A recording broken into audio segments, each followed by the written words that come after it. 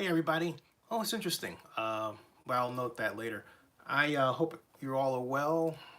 Originally, this was going to start off as a festive occasion because the Raiders won the right to be the employee of one Antonio Brown, arguably the best wide receiver in the best active wide receiver in the National Football League.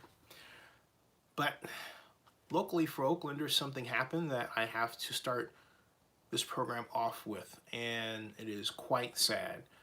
For those of you who have either watched on my channel or elsewhere the Oakland Alameda County Joint Powers Authority meetings of last year and the year before, you may have taken note of Lynette Gibson McElhaney, who is the District 3 council member and my council member. I live in her district. She had a fine son named Victor, who I had the pleasure of meeting in 2015 at the first Warriors party at Lake Chalet while the Warriors were in the NBA Finals against the Cavaliers. Well, something really terrible happened on Sunday. This young man walked into a store in Los Angeles. He was a student at USC, just as you and I would do to buy something, not knowing that a robbery was taking place. Victor McElhaney had no idea a robbery was taking place, and so he got shot, fatally shot.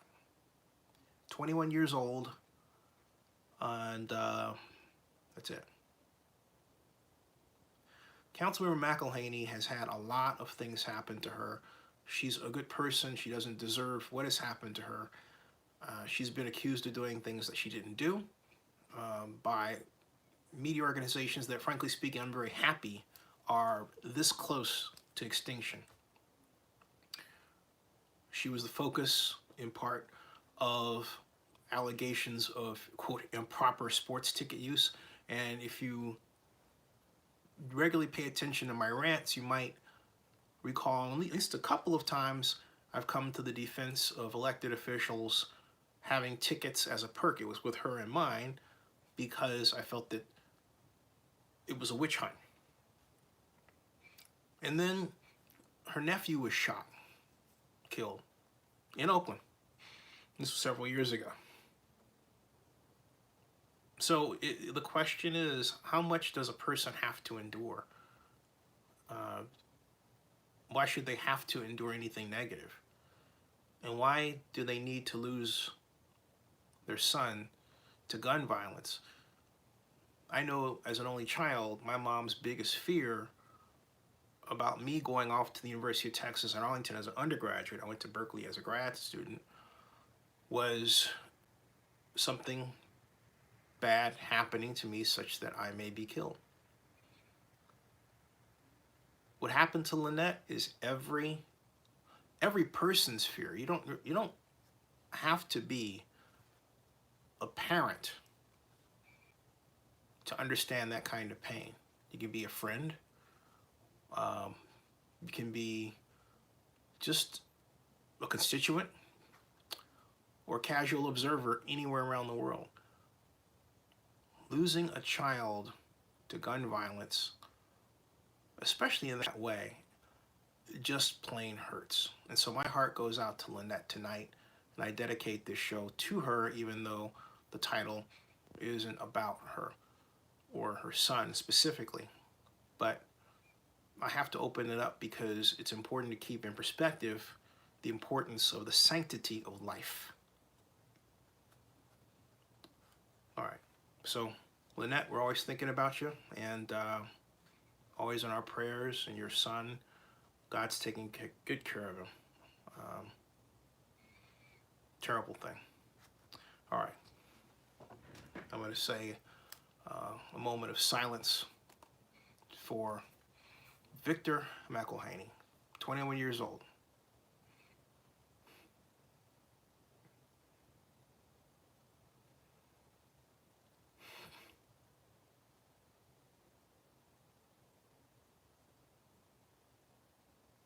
All right. Whew. Well, as you all know, hey, welcome to Zenny62. Number 84, Antonio Brown is coming to the Raiders. Isn't that cool? All right. I mean, I think it's outstanding. You know, I've heard everything. I've heard everything from what was the cheering and everything to how about Antonio Brown on Instagram? Did you hear that by chance? I don't think copyright wise, I don't think I can show it, but because I would like to, preserve the things, right? J Dub says, sad they took a young future leader from Oakland and a young future leader whose mother is a current leader. We're talking about Victor McElhaney. It's tearfully sad. I cried. Just okay. Uh, so, but getting back to my point here about this whole matter, Antonio Brown put up on Instagram this cool message to Raiders fans. I thought it was absolutely incredible. Now, for those of you who don't know, Antonio Brown is now an Oakland Raider, and we've officially an Oakland Raider on Wednesday. And his deal is for 3 years and $50.1 million. $30 million of that guaranteed. The Raiders gave up this year's 3rd round and 5th round pick to the Pittsburgh Steelers. Can you imagine that? I mean, it's been said again and again and again, but it bears repeating. The Raiders sadly parted ways with Amari Cooper and got back a 1st round pick. Okay. Then they got a man who's worth the 1st round pick for a 3rd round pick and a 5th round pick. I mean, how do you like that, right? Who does that, right? That was huge. But you want to see how happy Antonio Brown is. I mean, this is something else. I'll get to that question in a second. By the way, this is Jon Gruden's statement regarding Antonio Brown, put up by Antonio Brown's account here, okay? There.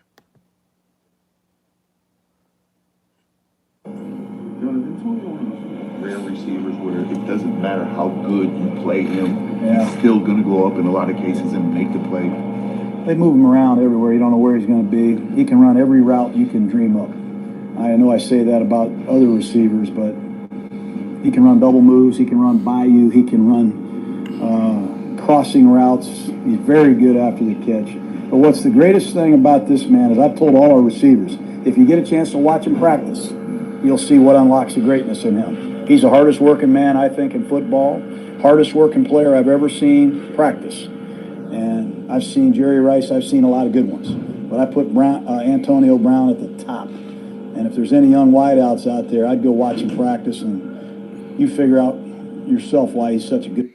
Okay, so Antonio Brown put that up. I thought that was quite interesting. And then, of course, we saw this one yesterday.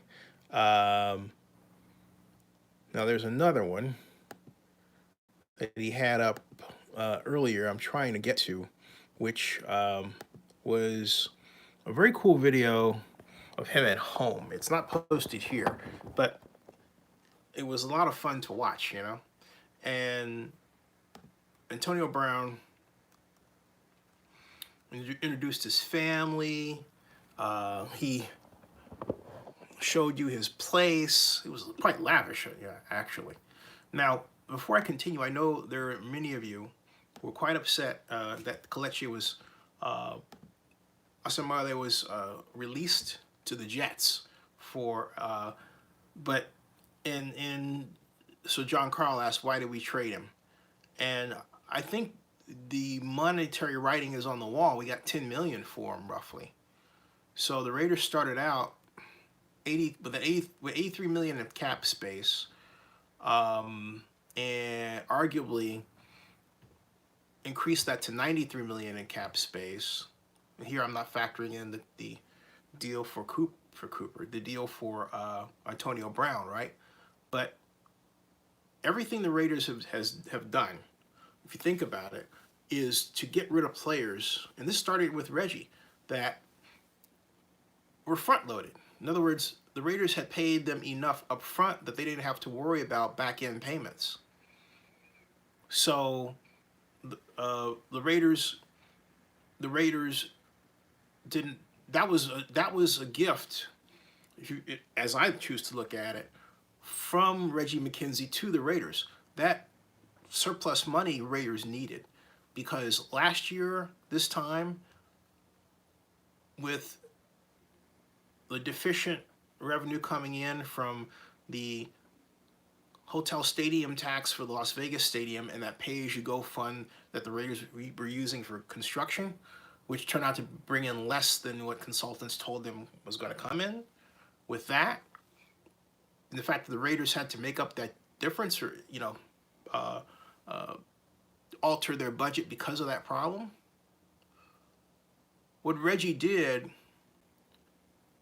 in terms of not just structuring deals to make sure that they didn't have back-end payments, but also picking up some really good low-round players last year. With all that, okay, I think Reggie McKenzie is to be credited for setting the fiscal table for the acquisition of Antonio Brown by the Oakland Raiders.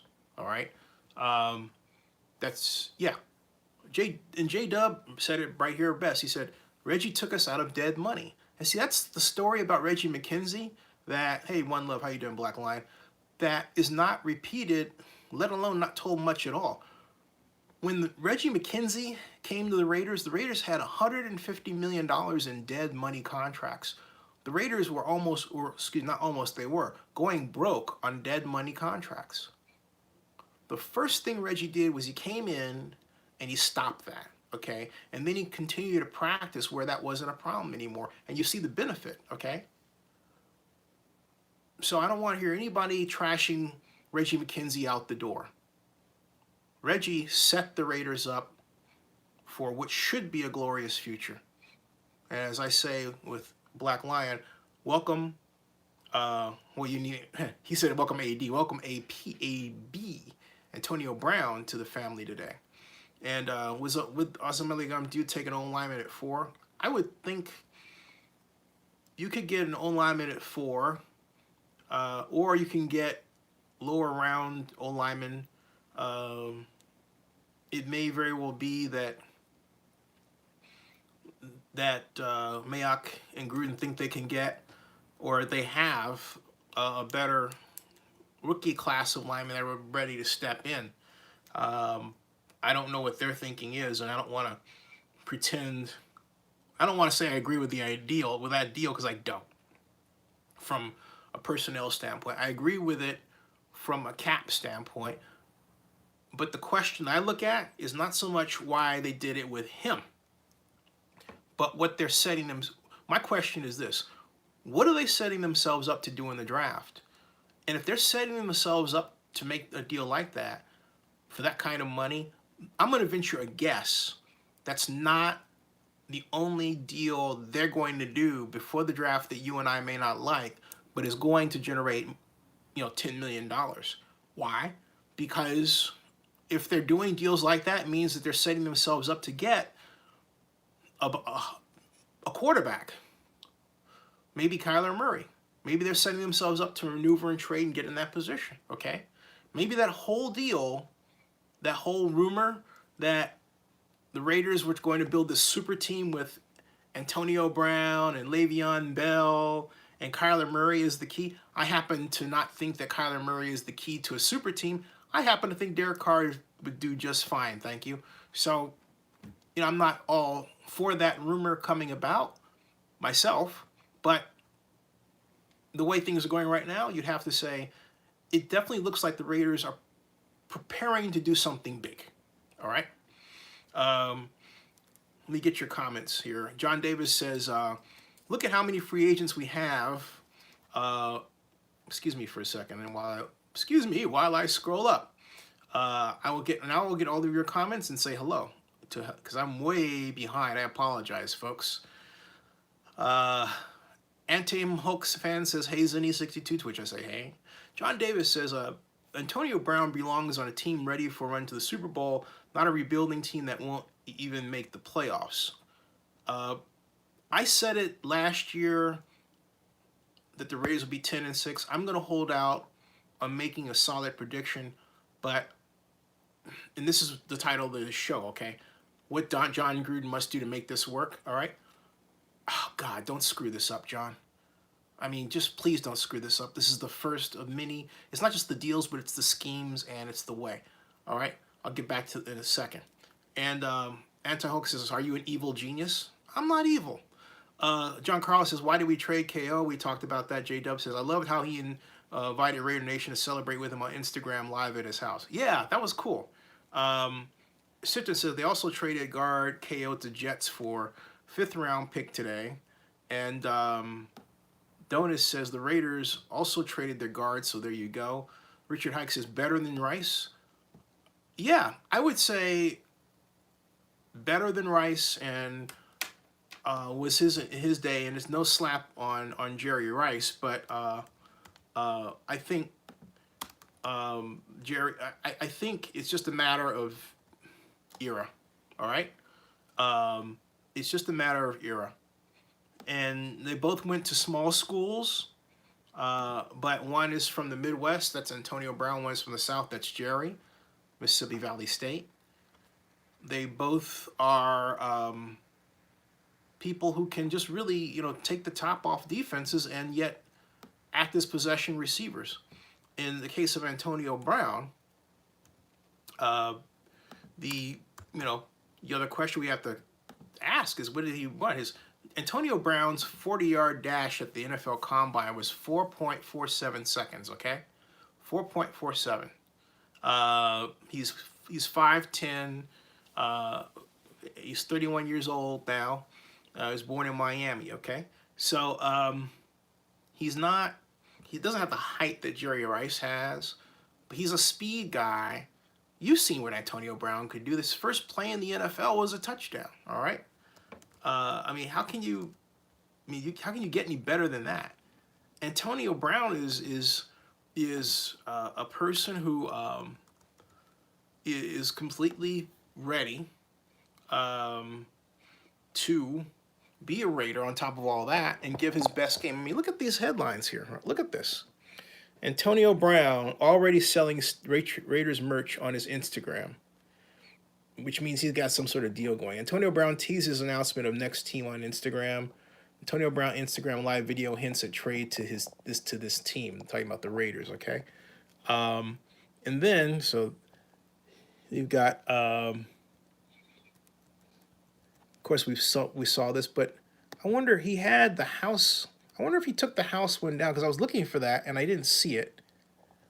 And he's got highlights, the ride, the Raiders, and maybe he put that in his live stream up here, so perhaps I missed it that way. If I click on here, and then I click on here. He has 3.3 million followers. Look at this. That's him. Look at that. I mean, Otto, you ready? You ready? You ready to go, son? Where we going? We going to the Oakland Raiders? You ready? That's cute. Okay, let me tell you something. Here's another one. Look at this. Look at this. Look at that, okay? Look at that. I mean, is he ready or not? He is excited to come here. And tonight, I love you, baby. My daughter bought this for her daddy today. See my balloon, black and gray? It's right here with daddy's signature. I love you, baby girl. Thank you. See that? So Go, hey, Ollie. Go, Ollie. So I mean, And look, tonight, I love you can't tell me that the Raiders are not going to make a huge chunk of change in merchandise sales from this deal. And you can't tell me that Antonio doesn't have something worked out where he gets his chunk of that chunk of change. Otherwise, he wouldn't be pushing those things. He's smart, okay? He's quite smart. J-Dub says KO is his guy. Jay Perkins says he does not like people just saying stuff just to say is Jerry Rice and Terrell Owens' work ethic was incredible.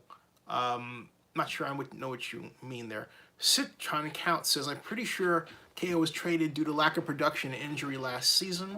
Rob Iman says, yeah, but you have to factor that in with the whole contribution to the salary cap, all right? But lack of production, I mean, think about what you're saying. If a person's injured, they can't contribute, right? But when he was able to play, he did well. However, I offer this gigantic caveat. I absolutely hated the Gruden offense last year. I even called it at one point Stone Age, all right? So I am not going to curse KO by saying he should have done well in that offense because the offense itself wasn't designed well. All right? The game plans were awful more often than not. The Raiders are always beaten to the point of attack punch, game by game. I mean, you could sit back and just have a field day pointing out the problems with the design of that offense. Ugh. All right? Rob Iman says fact or fiction. Oh, I hate this fact or fiction stuff. Fact or fiction, Raiders sign Le'Veon Bell. I don't know. That's not the question. Do they need to? Let me ask you a question. All right? Forget the whole fact or fiction, yes or no stuff, because that brings no thought. No, don't mean to be disrespectful. But let me ask you, why do the Raiders need Le'Veon Bell? Okay? Why? I'm just asking, all right? I'm just asking. J-Dub says, they say we have about $60 million left in the cap. But is that with or without the deal for KO? But I still say we're not done. And John Davis says, Raiders need to sign like 30 players. They will spend all the money they have. I don't believe the Raiders need to sign 30 players. You have a 53-man roster. You mean to tell me you're going to turn over? If you turn over more than half your team that way, you are not going to win the Super Bowl. You're not going to see the playoffs. Under those circumstances, no, you wouldn't see them. Because think about what you're saying. There's a core of Raiders that should be retained. For myself, Jordy Nelson, I think, should be retained. As many of the offensive line players as possible from last year, as many of the defensive line players as new ones as possible for last year. All right. So by the time you start counting heads, you get to beyond half that 53-man roster pretty fast. And I maintain something that Larry Bear, yes, the same Larry Bear that got into the unfortunate incident, and I used to talk about years ago, that the Giants believed you had to maintain a core of players for just under 5 years before you then sought turnover, because that group was the group that would get you the championship. It took that long for them to gel. All right. Yeah, I know there are one-hit wonders examples in many sport. Look at Atlanta United, for example, or look at the Golden Knights in hockey, or look at Jon Gruden's Buccaneers in the NFL football example. But absent that, the steady championship players have a core, they have a nucleus of contributors that come to define the team. The Patriots, of course, it's Tom Brady, but it's also guys like Julian Edelman, and then Wes Welker before him, and Rob Gronkowski, Ben Watson. You know, you can name them, all right? That formed the Patriots core group. They all have a core, all right? So, Joseph Amenderis, how are you? Joseph says, on the NFL Network earlier, some broadcasters are pushing a negative narrative about AB. Steve Smith Jr. pointed out, why does media ignore all the things Roethlisberger did? Because I've talked about that before. It's institutional racism, okay? The black guy cannot speak out in his favor. He's got to be like, you know the words. We have buzzwords for everything today. In fact, I think some people speak in buzzwords. Prima donna. All that. You know what I'm saying? I mean, there's another, you know what I'm saying? There's another one, okay? My point is, it doesn't fit the truth. And Steve Smith on the NFL Network comes the closest to telling the truth of anybody, because the rest of those folks are under gag. They're under gag orders. They can only say certain things, and I know that for a fact. J-Dub says Reggie took us out of money. Yep. And hey, how you doing, Supreme Kid? John Davis asked about the free agents. Black Lion says welcome to the family. And Gonzo says, you know, do a tech alignment at 4. That's possible. John Davis says in OL and free agency if not too expensive. Oakland Raider News says Devin White at 4. Devin White at 4. I think the Raiders are going to move that pick up. And as much as I like Devin White, I don't see Devin White as the right fit for the Raiders over Montez Sweat. That guy to me is more in the Raiders mold. Okay, but Devin White to me is a linebacker more suited for the Falcons defense or the Seahawks defense. Okay. Or the Buccaneers defense. Well, I don't quite know what kind of scheme the Bucs are going to have, but let me put it this way. If the Buccaneers are going to copy the Seattle defense in that approach, Devin White is tailor-made for the Seattle defense. I mean, tailor-made. Mike Lowry is right. Pass rusher at 4. And Supreme Kid says, do you think our future is bright? Yeah. Why wouldn't it be?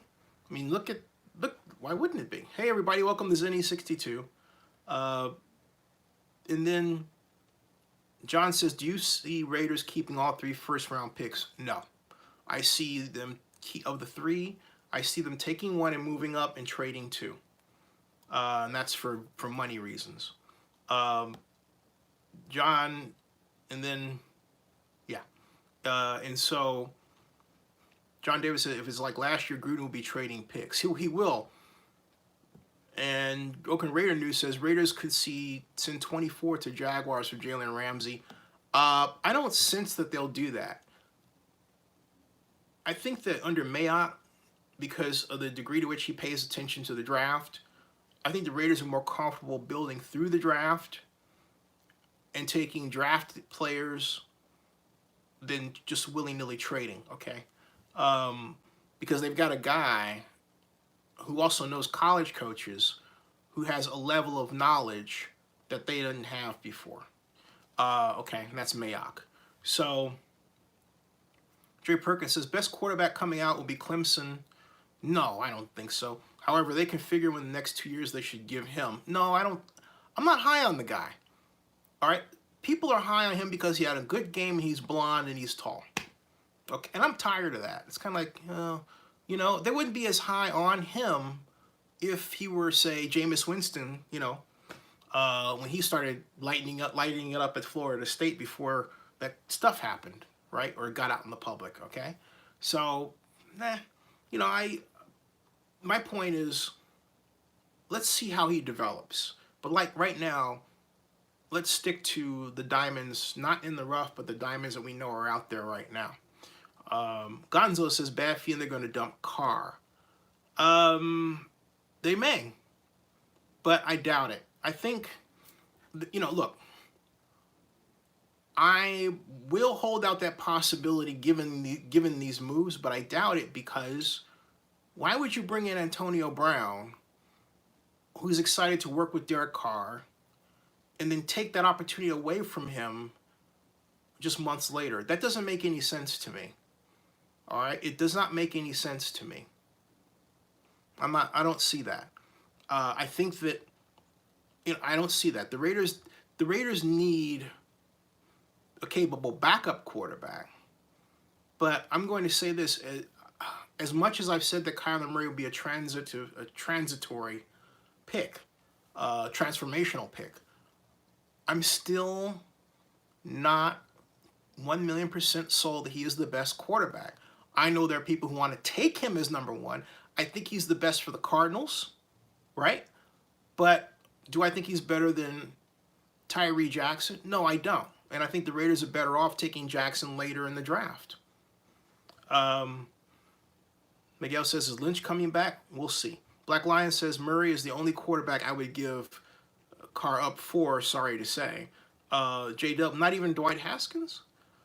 J-Dub says, AB is football fast. Yeah. Black Lion says he's better than Cooper for sure. Yeah, because the one thing is that, see, Antonio Brown is going to a place where he knows he's the man. And when you put him in the position to be the man, he's going to be the man.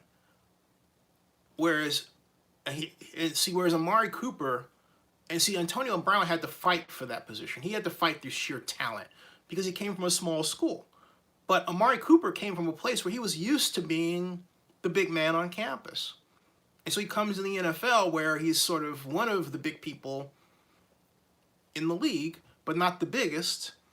And so if he doesn't get quite what he wants, he doesn't fight about it, he sort of waits his turn, he's content with what he has, he doesn't have this chip on his shoulder. Antonio Brown has a chip on his shoulder. He wants to win, he wants to compete, he wants to make things happen. But he doesn't want somebody treating him as if he were a boy. And that is what you have to understand going into this. If you're tone deaf with respect to race relations, this is the time to bone up and completely understand, which gets to my point, what Jon Gruden must do to make it work. This is what Jon Gruden must do. I want you to just frame this, okay? This, because I even have, let's write the play, okay? This is what Jon Gruden must do to make the Raiders' relationship with Antonio Bryant work. First of all, this. Please, for God's sake, Coach Gruden, keep your opinion regarding some negative aspect of your relationship with Antonio Brown that may arise out of the media. Okay? Or if, and this is adjunctly related to the first point, or if some reporter or blogger or vlogger happens to say to you, what do you think about what Antonio Brown said about X? Simply say, regardless of the comment, unless it's, obviously nice, right? Say, I wasn't at his press conference, I don't know. Because then you're not getting to a point where you're being used by the media to have a crosstalk with your player. You don't want that. So let's review, Coach Gruden.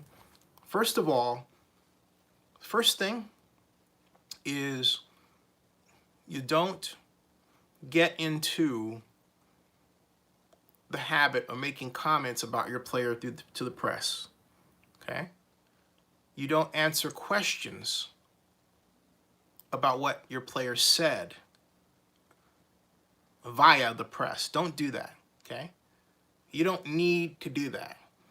So let me make it really easy, Coach Gruden. Do not have a conversation with your player. Don't make negative comments about your player to the press, about Antonio Brown. Don't do it. Mike Tomlin didn't do it. Stay out of it, okay? Don't be that guy, okay? Don't be that guy, all right?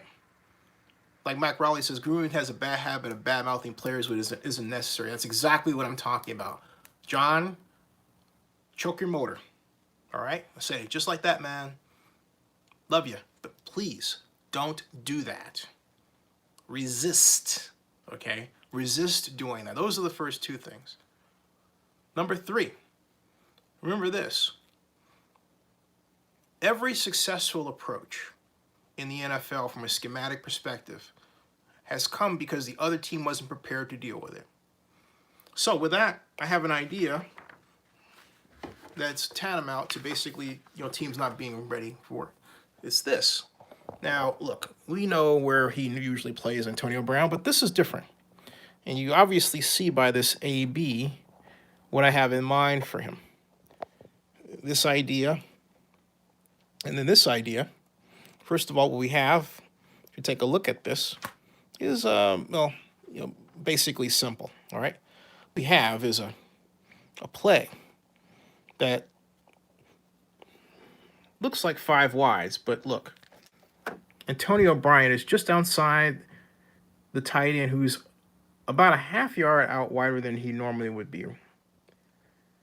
And the tight end here runs a quick flat.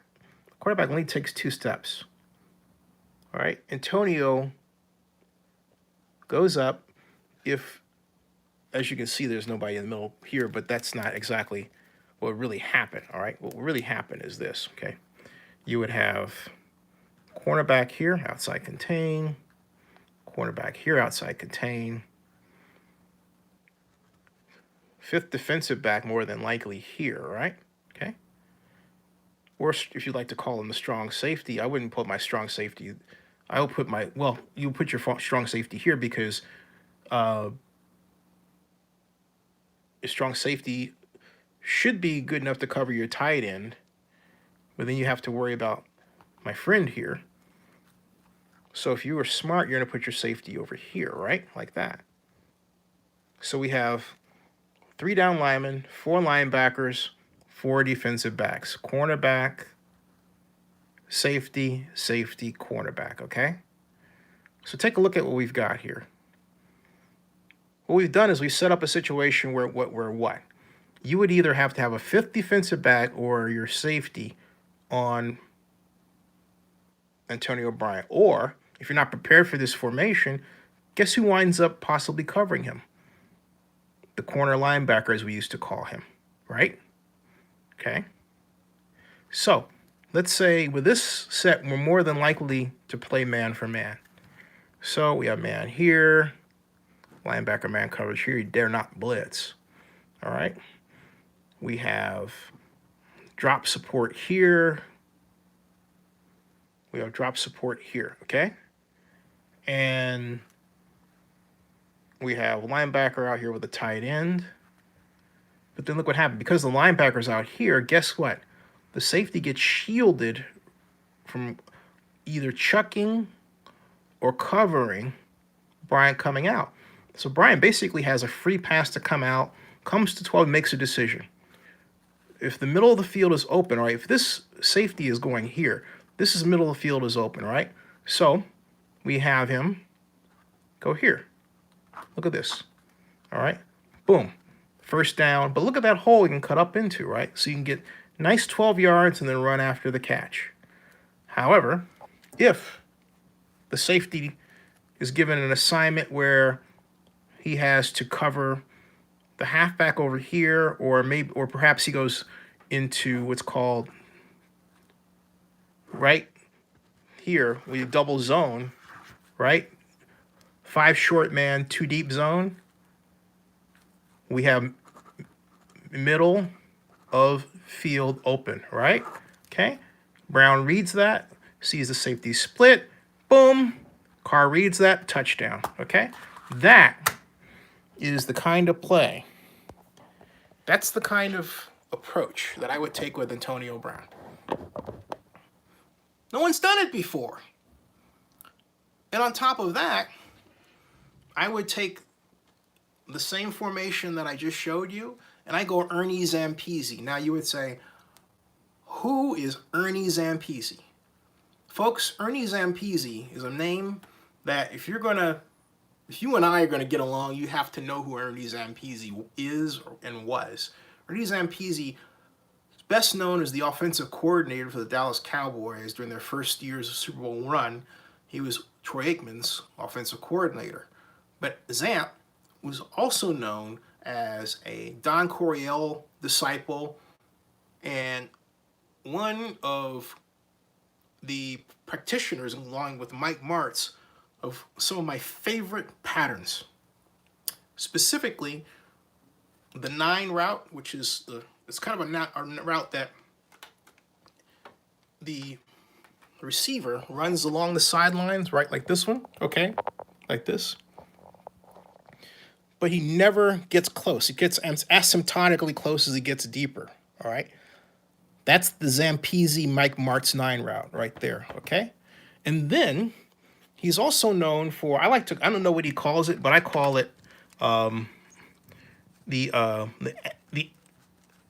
call it the zig route, where in this case, he would go out this way and then come back inside. So it's misdirection, right? Like that.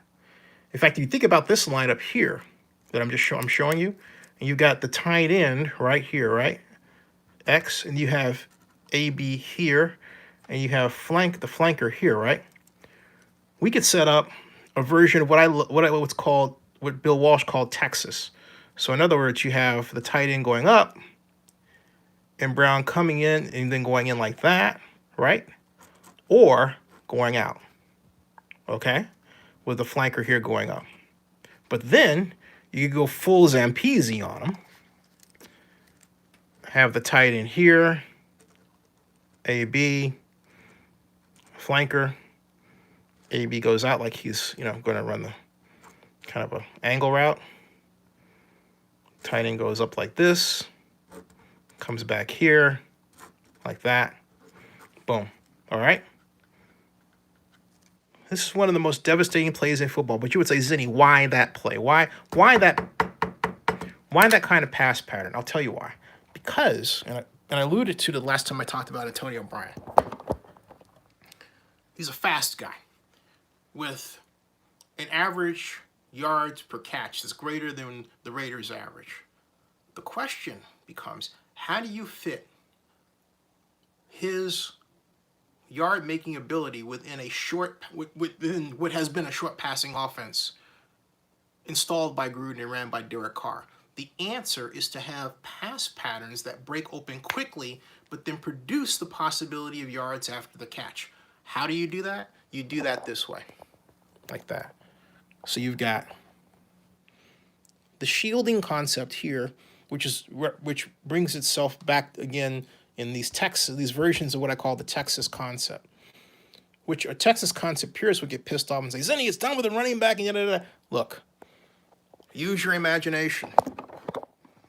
The Texas concept in its purest form is the fullback in a split back formation on the side of the tight end, going up as if the fullback is going to run a flat, but then coming under the tight end who's running an angle pattern down the middle, okay? And then running short over the middle like a curl pattern, like a short circle pattern. Roger Craig feasted on that. But if you just take the idea that I presented to you and said, hey, can I move that away from the standard running back tight end parlance out to where it's, wide receiver tight end over here, any kind of combination, move the concept around, it becomes an extremely devastating approach with the objective of getting the under person, the fullback or AB in this case wide open, and the defender is left without the ability to effectively, chuck him or get in his way coming off the line of scrimmage. That's what I'm talking about. That's what you do with Antonio Brown. See what I'm getting at? So now I will get to more of your comments. All right. Unstubby says the payday. Oakland Raiders news says One Nation Raiders need to move on from Marshawn Lynch. He favors Doug Martin. He wants to sign Le'Veon Bell or Tevin Coleman or draft running back Josh Jacobs. J-Dub says the Raiders hat his signature and number on it. Hey, Mr. T-Rex, how are you? Miguel says AB is more excited in the last 24 hours to be Raider than Amari Cooper was ever in 3 years. That's true. That's true. Dave Bibb says, Rick LaFleur says, how do you feel about Devin White, linebacker, LSU? We need a quarterback for our defense. I've said it before. I'll say it again. I think that he is a better fit for a Seattle Seahawks style of defense or an Atlanta Falcons defense. He is a fast guy. I think he would really excel in that structure.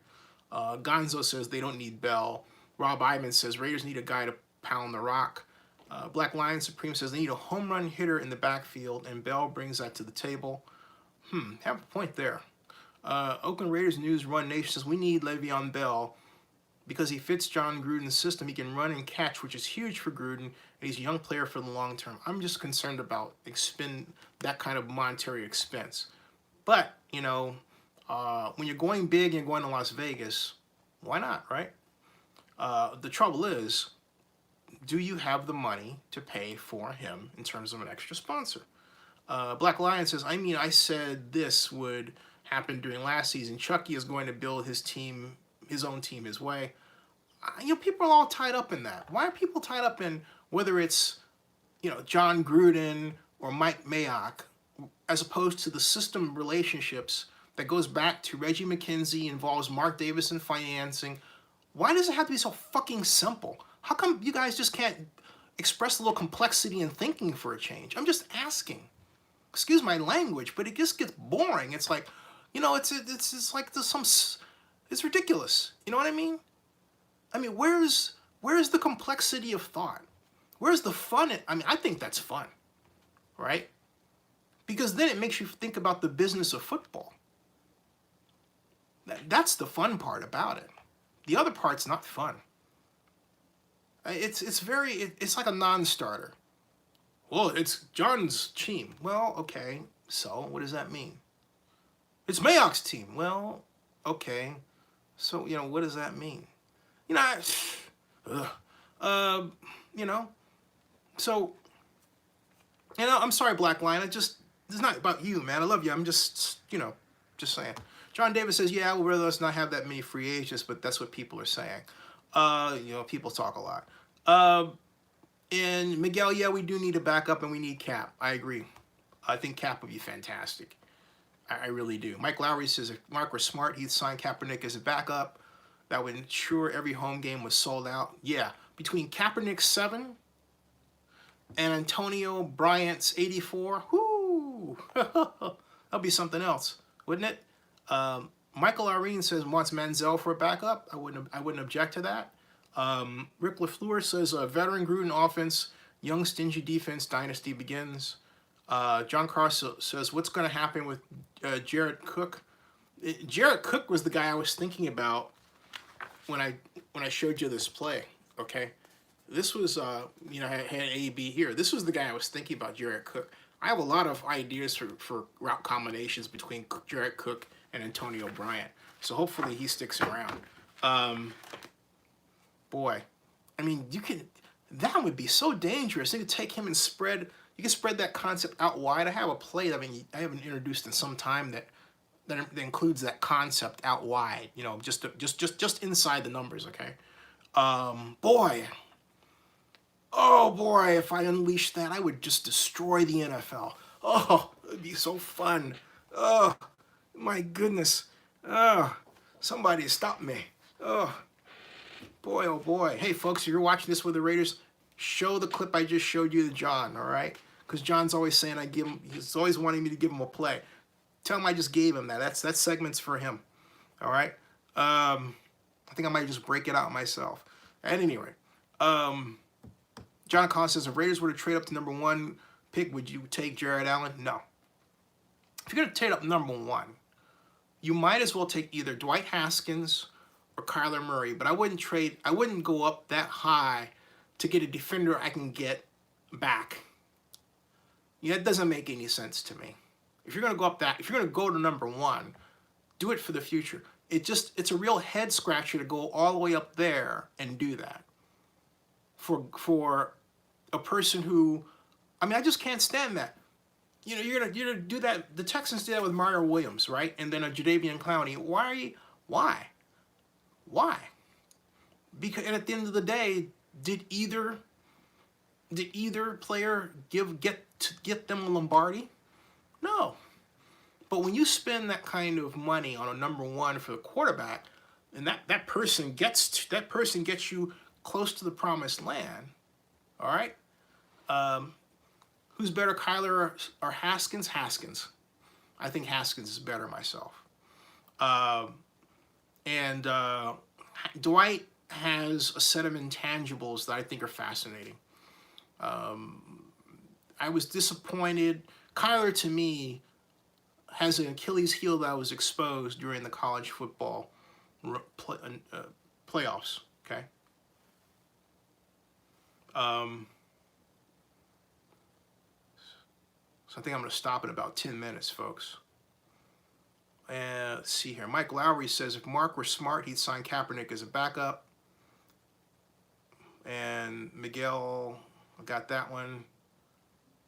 And Rob Iman says Gruden should have a swear jar. And he wants coaches to be fined for bad-mouthing players. Hey, Joseph Binsman, how are you? Miguel, keep screaming. They want. I hear you. Binsman says, I think one thing is pretty much for sure after the Raiders' addition of Antonio Brown. Wait. There's a little bit of a problem here, okay? I think, Joseph, you mean Derek Carr. You said David Carr is pretty much out of excuses. Well, of course, since David Carr is on the NFL Network and talks in favor of his brother, he too would be out of excuses, right? But here's the thing. Look. Oh, boy. How do I say this? If Gruden puts Derek Carr in a bad game plan, it's not his fault.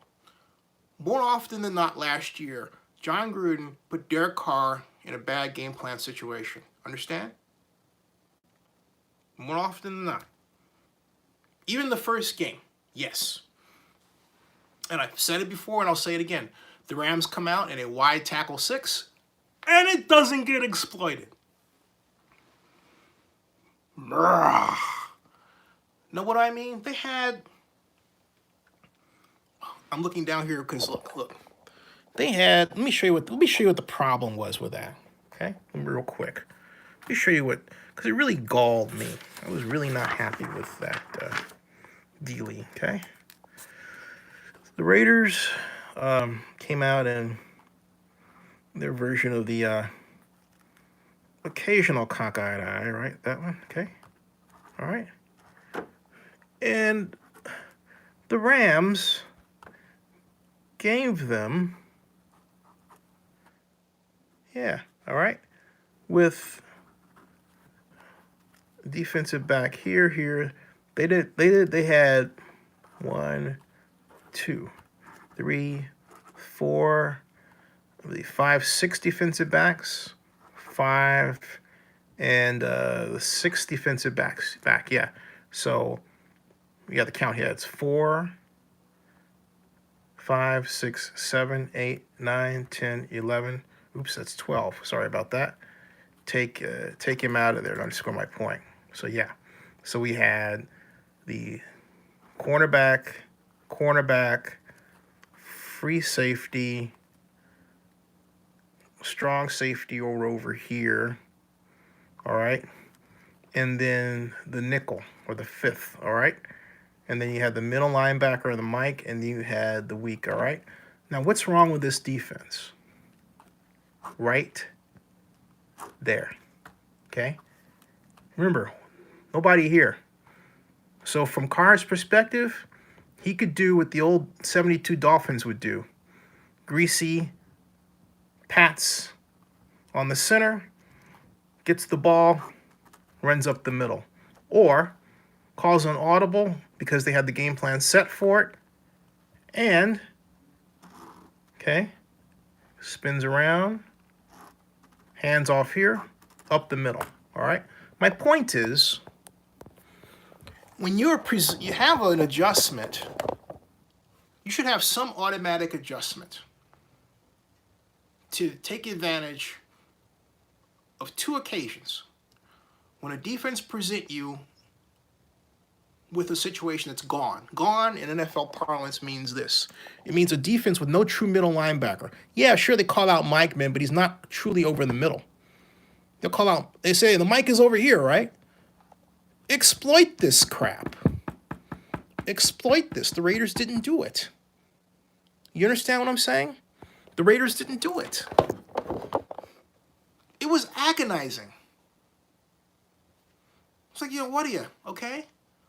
There were a number of instances where the Rams were just giving them giving them defensive weaknesses to exploit, and the Raiders didn't do it. Just like I understand that Dick LeBeau, the famous Pittsburgh Steelers defensive coordinator, would tell his players, hey, look, I'm having you run this play, but I'm also telling you its weaknesses. Every defensive approach has a weakness, but you have to have an offense and an approach that finds the weakness. You cannot assume the weakness is going to be there. Maybe your analytics were off. That's the problem with the Patriots. The trouble is, the Patriots' analytics are so good that they always find that right sweet spot of approach that makes everything else not matter much, okay? All right? So there, okay? So, John Davis says, I like the plays where the receivers cross each other, which causes the defenders to get hung up sometimes. Those are called meshes. Raider Kuko says, what about bringing back Michael Crabtree to compete for a second or a third wide receiver slot? I would not be adverse to that myself. I think Michael Crabtree has had a great year with the Ravens. I think he's proven himself to be a fantastic red zone receiver, right? Situational receiver. I think there's a lot of currency to be gotten for having Michael Crabtree on your squad. And I can think now, just off the top of my head, of about 11 different plays I think he would be beautiful in. So sure. Now, we've got Rob Iman says no to Crabtree for whatever reason. John Davis says yes. And John Davis says Crabtree's baggage was Aqib Talib pulling his chain. Look, that's just one thing. Why do you guys get hung up on one thing? Get over it. All right? It's like, oh, this is... Look, I agree that what he did was completely stupid. But I think the man has learned from it and has, moved on. But to have that one stupid game, and it was stupid, take away from his entire body of work, I think is nonsensical. When you have players who do that, it means one thing to me. It means they're really smart. Well, it means two things. A, they're really smart. B, they're bored. Which reflects poorly on the coach. The coach isn't giving them enough to do, enough to think about, isn't managing them as men, okay? So they go and goof off in the middle of a very important game. It means they got something else they're thinking about. All right? So, Joseph Bin says Cook had a great year for the Raiders. Mike Lowry says if we get Le'Veon Bell, I'd play him at primarily a receiver, give Marshawn the bulk of the runs, and give Bell about 200 touches at running back. I'll have to work out the numbers for that one. Mainly because I'm pass-oriented. I believe you pass first to set up the run. That's me. And I believe that... and the reason why is because I want to tire you out with my passing game by getting up a big lead against you. This is the Bill Walsh model. And then in the second half, I want to use my punishing running game to muscle down the clock. All right? It's proven. So, John Miramontes. John says, who's better, Kyler or Haskins, in your opinion? I think I answered that one. John says, is Kyler's disaster interview at the Combine a red flag? I don't know that it was a disaster. Be careful what you hear about the Combine. People in draft circles, guys tend to be the biggest gossips in the world, and more often than not, the gossip is wrong. All right? And look, how many times have we seen the draft come out completely different than what the prognosticators said was going to happen? It does. So, look at how many people, including Mike Mayock, missed on Cam Newton. Remember Mayock said that Cam Newton didn't have heart? Bad thing. Mike has recovered well since then. I'll give him credit. Marvin McGee says, no to Kaepernick. That man wants $20 million. He got benched for a reason. Mike Lowry says, Antonio Brown, you're mixing his name with Martavius Bryant. I did accidentally. Oh, sorry about that. Thank you, though. Joseph Benson says, whoops, Derek, laugh out loud, honest mistake. We all make mistakes. So, where are we? And Julian Qualo4 says, hi, I subscribed. Thank you. Thank you. Marvin McGee says, the reason we released Crabtree was because of the drama. I honestly thought we were going to trade Amari Cooper 2 years ago due to him having problems making progress. I don't blame that on Amari. I blame Del Rio and I blame Tom Downing for that. They simply did not understand how to build an offense as a system rather than a collection of plays. Okay, that was their downfall. Sadly, I like Del Rio a great deal. Tom Downey I haven't met, but I'm sure I'd like him. I've always liked Tom Cable, you said. I haven't met him yet, haven't had the pleasure. John Mary Montes says, to your point on the defensive flaw the Rams had, do you think it's a lack of communication on Gruden's part to make sure every player is on the same page? Or what would you derive the problem to be? He didn't think about it. If it were brought to his attention, he'd probably say, oh yeah. But he would also, knowing him, have a philosophy that would negate your point. To which I would say, John, that's not the right way to think about it. The right way to think about it is having a flexible system. You know, you have to have basic tenets. First of all, if I have, and this is what I meant to mention before, if I have a defense with nobody down the middle, either a linebacker or safety, I'm exploiting it.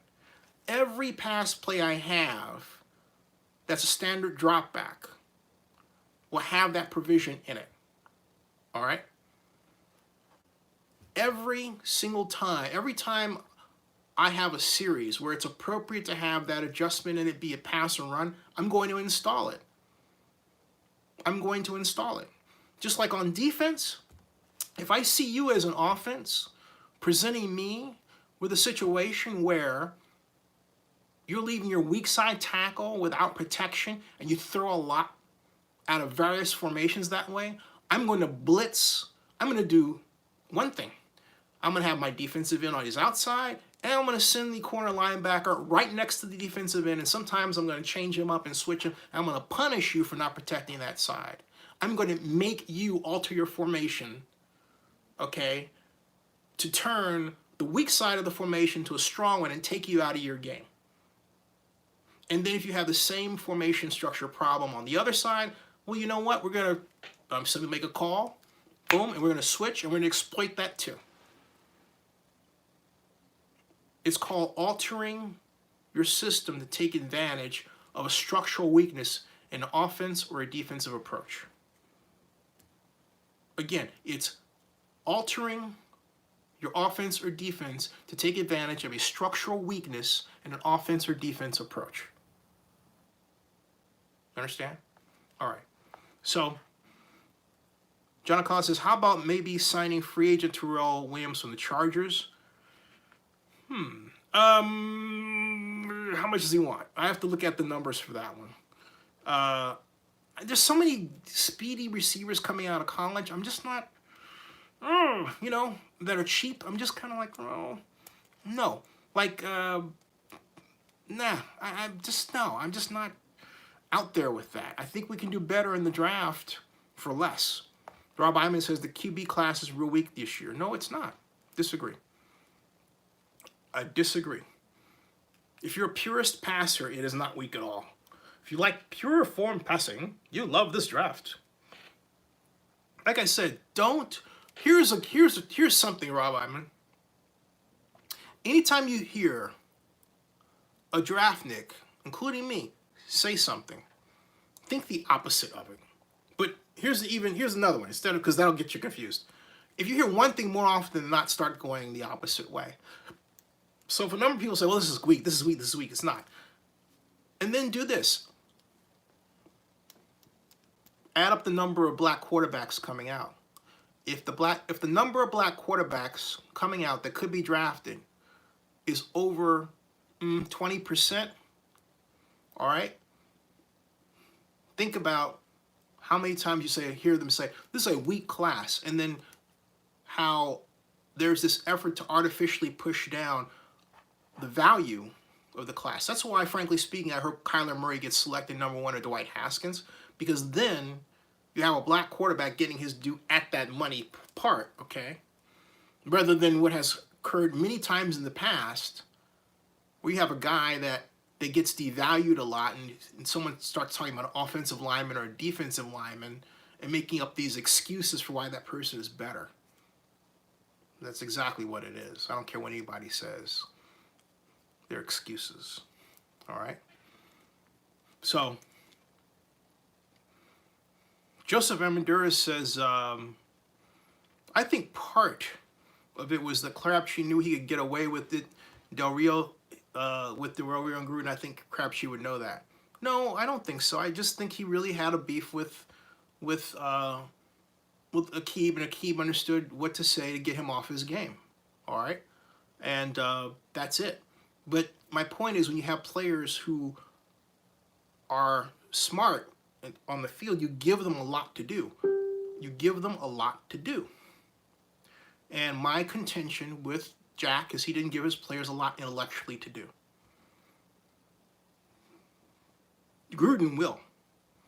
Desmond says it was night and day. Amari Cooper and Dallas in his time in Oakland. Definitely a shame. And I'm going to wrap up soon. Joseph Bismuth says he likes Terrell Williams.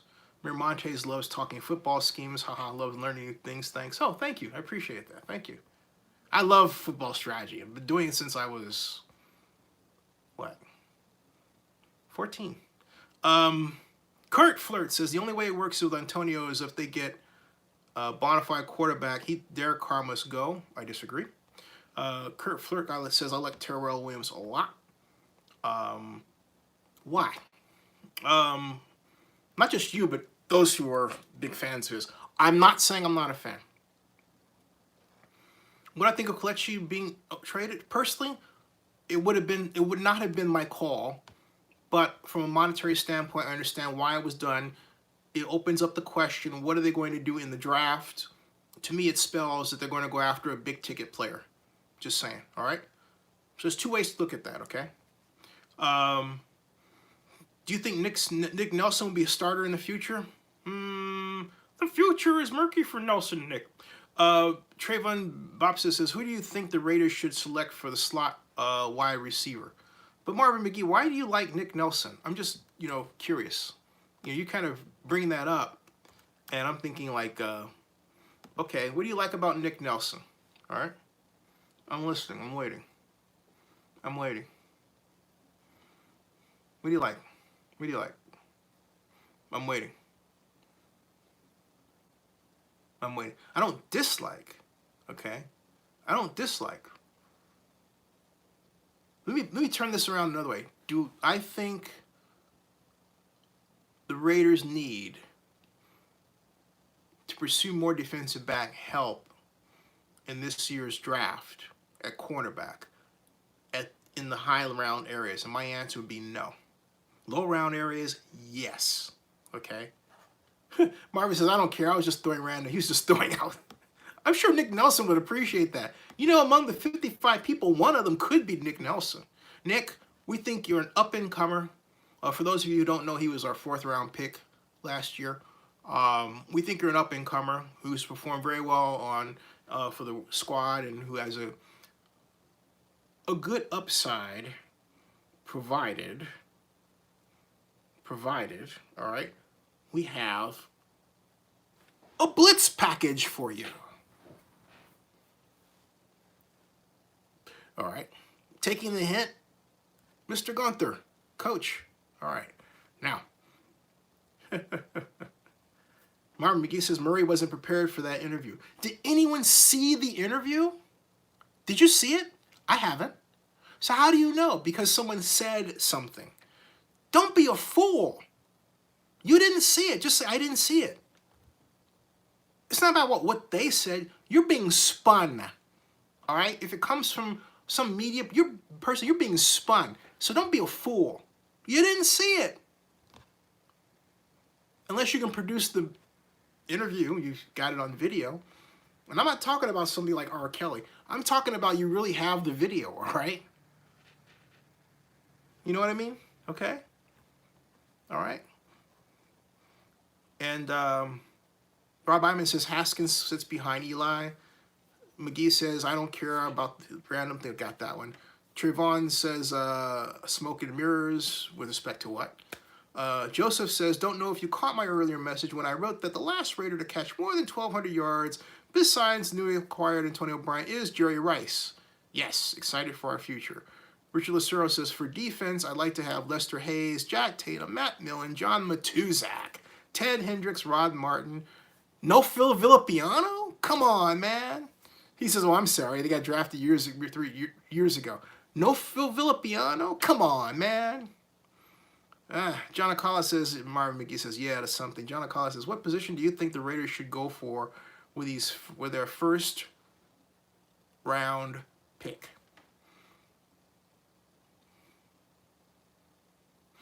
I really believe the Raiders should go for another wide receiver. 2.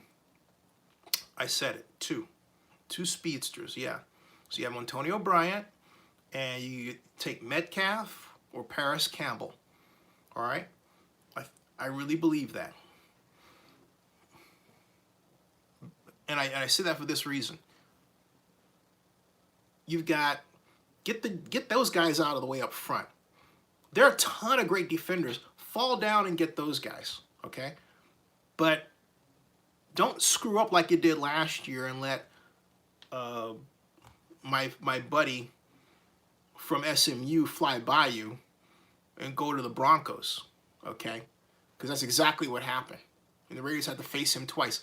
And I said that he was going to be an All-Pro, number 14 for the Broncos, and I said that he was going to be an NFL Hall of Famer for the in the NFL, and I said the Raiders should get him, and the Raiders didn't get him at all, and instead of getting him, you know, it was really awful. I thought it was really an awful. I thought it was really an awful